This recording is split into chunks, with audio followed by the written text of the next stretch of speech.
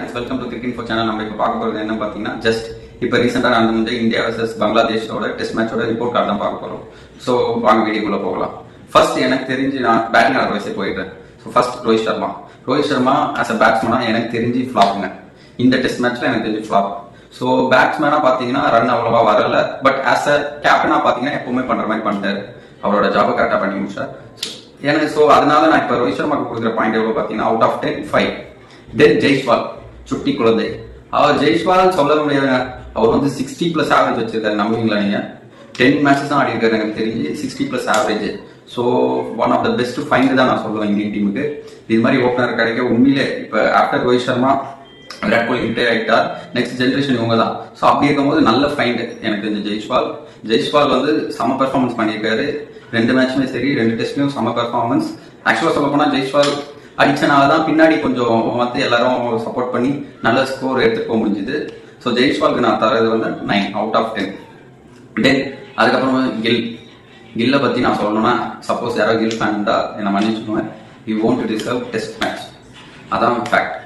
S, அவர் எனக்கு தெரிஞ்சு பிசிசிஐ வாண்டடா 3 ஃபார்மேட் பிளேயர் ஆகணும்னு பார்க்குறாங்கன்னு நினைக்கிறேன். அது எதனால எனக்கு தெரியல, புரியல.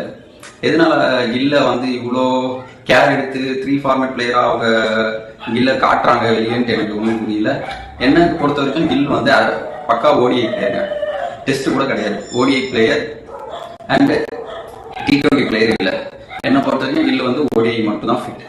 அது அவர் நீங்க சொல்லலாம் ஒரு 100 போட்டாரு, but still you won't deserve this place. So அதுக்கு பதிலாக எனக்கு தெரிஞ்சு கில்லுக்கு பதிலாக வேற யாராவது பெஞ்சில் உட்காந்துருந்தாங்க, சர்ஃப்ராஸ் கூட கொடுத்துருக்கலாம் வாய்ப்பு. ஸோ ஏன்னா பிகாஸ் எதுக்காக அவர் 3 ஃபார்மேட்லையும் ஆடணும், அப்படி என்ன பண்ணிட்டாரு அவர், எனக்கு ஒன்றும் புரியல. ஸோ அவருக்கு கில்லுக்கு நான் தரது பாயிண்ட் வந்து 7 அவுட் ஆஃப் 10. தென் நான் அடுத்து யாரு நம்ம பார்த்தீங்கன்னா king Kohli as a batsman பார்த்தா எனக்கு தெரிஞ்சு அவ்வளோவா பெர்ஃபார்மன்ஸ் இல்லை. இப்போ இல்லை, லாஸ்ட் ஒரு 10-15 டெஸ்ட் மேட்சஸாகவே இல்லை. பட் டீசெண்டாக ஆடிருக்காரு. ஓரளவுக்கு 40 தென் நாட் அவுட்ல முடிச்சிருக்காரு. ஸோ எனக்கு தெரிஞ்சு ஓரளவுக்கு ரிதம்ல வராது, பட் வெயிட் பண்ணி பார்ப்போம். ஸோ கோலிக்கு நான் தர பாயிண்ட்ஸ் பார்த்தீங்கன்னா 6 அவுட் ஆஃப் 10. தென் ராகுல் வந்து அவ்வளோவா நாட் அவுட்ல தான் ரொம்ப நினைக்கிறேன் இப்போ லாஸ்ட் டெஸ்ட். பட் ராகுல் எனக்கு தெரிஞ்சு ஓகே, இன்னும் இந்த சீரீஸ்ல எனக்கு தெரிஞ்சு ராகுலோட பெஸ்ட் கொடுத்துருக்காரு. பிளேஸ்லையும் தக்க வச்சிருக்காரு. எனக்கு தெரிஞ்சு டெஸ்ட் பிளேஸை தக்க வச்சிருக்காரு இந்த பங்களாதேஷ் சீரீஸ் மூலியமா. பட் இன்னும் வர மேட்சஸ்ல தான் பார்க்கணும் ராகுல் எப்படின்ட்டு. ஸோ ராகுல் நான் தர பாயிண்ட் 6 அவுட் ஆஃப் 10. தென் பண்ட்டை பத்தி சொல்ல தேவையில்ல. கிங் டெஸ்ட் மேட்ச்ல கிங்னா எனக்கு தெரிஞ்சு பண்ட் தான் இப்போதைக்கு. ஏன்னா எல்லா மேட்சுமே நல்ல ஒரு பெர்ஃபார்மன்ஸ் தராரு பண்ட் ஆஸ் அ விக்கெட் கீப்பரா சொல்ல போனா. ஸோ ஆஃப்டர் டோனி நல்ல ஃபைண்ட் நமக்கு தெரிஞ்சு கிடைக்காம இருக்குமோன்ட்டு இருந்தோம். பட் பண்ட் தான் எனக்கு தெரிஞ்சு ரீப்ளேஸ்மெண்ட் ஆஃப் டோனி. ஸோ பண்ட்டுக்கு நான் கொடுக்க வேண்டிய பாயிண்ட் பார்த்தீங்கன்னா 8 அவுட் ஆஃப் 10. தென் ஜட்டு சொல்லவே தேவையில்ல. ஜட்டு பத்தி டெஸ்ட் மேட்சஸ்லாம். ஸோ ஜட்டுக்கு வந்து நான் தர பாயிண்ட் வந்து டேட்டா பாயிண்ட்டுக்கு போயிருக்கேன். ஜட்டுக்கு வந்து 9 அவுட் ஆஃப் 10. ஏன்னா கீ ஆல்ரவுண்டருங்க நமக்கு இந்தியன் டீமுக்கு. ஜட்டு அண்ட் அஸ்வினியும் சொல்கிறேன். அஸ்வின் 2 பேருக்கும் டிஃபரன்ஸ் கிடையாது.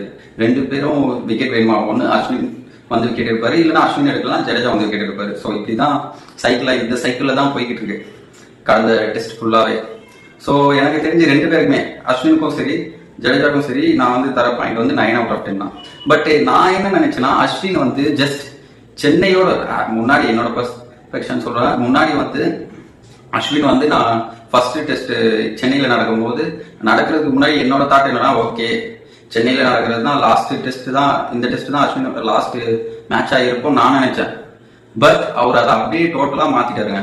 ஒரு 100 அடிச்சு இல்ல இன்னும் நான் எனக்கு டெஸ்ட்ல நான் இருப்பேன்னு சொல்லிட்டு அவர் ப்ரூவ் பண்ணியிருக்காரு. எஸ், அப்போ எனக்கு தெரிஞ்சு அஸ்வினை வந்து செகண்ட் டெஸ்ட்லயும் ஆட வச்சு கூப்பிட்டு போறாங்கன்னா மேபி WTCல அஸ்வின் இருக்க வாய்ப்பு இருக்கு ஃபைனல்ஸ்ல. So let's hope. தென் அதுக்கப்புறம் பார்க்கணும்னா நம்ம யாரு பும்ரா சொல்ல தேவையில்ல. ஆஸ் யூஸ்வல் நான் சொல்லி டைம் வேஸ்ட் பண்ண விரும்பல, வீடியோ லாங்கா போயிடும் அப்புறம். ஸோ பும்ராக்கு வந்து நான் தர பாயிண்ட் வந்து 9 அவுட் ஆஃப் 10. ஸோ அவர் வந்து எப்படி சொல்றது, பும்ரா விக்கெட் வேணும்னா ரோஹித்தோட பவர் ஹவுஸ் ஆஃப் தி செல் சொல்லலாம். விக்கெட் வேணும்னா பும்ரா கொண்டு வந்துருவாரு, அவர் ஒரு ஆக்டர் போடுவாரு. ஓகே, நெக்ஸ்ட் வந்து ஆகாஷ்தீப்க்கு வந்து எனக்கு தெரிஞ்சு அவ்வளோவா பெர்ஃபார்ம் பண்ணல. ஸோ எனக்கு தெரிஞ்சு அவருக்கு நான் தர பாயிண்ட் வந்து 5 அவுட் ஆஃப் 10. பட் ஒன்று சொல்லணுங்க, ஃபாஸ்ட் பவுலிங் போட்டு ஃபீல்டிங் பண்ணுறது ரொம்ப கஷ்டம். பட் அதில் வந்து அவர் பெஸ்ட்டாக பண்ணார் இந்த 2 மேட்சஸ்லேயும்.